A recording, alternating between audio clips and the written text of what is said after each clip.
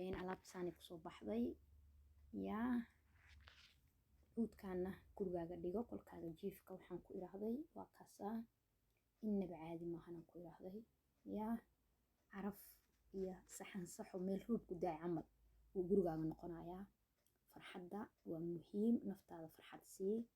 insha Allah kana waxa ku jiraan fiirneynaa waaw wixii aragiisa aad ku deeqo maxaa dhihi jiray untiisana ku deeqaa isagana waa fureynaa waaw loof kale ku jiro okay muxuu noqon doonaa wax ina ka salgaadna muhiim waaye insha Allah hal gacana wax ku duuba ay raal noqdo muxuu ku soo baxay isagana waaw yaa barfuun la maraaya ما شاء الله كاغا مهد علينا هديدادا قاليغا ادي soo dirtay yaa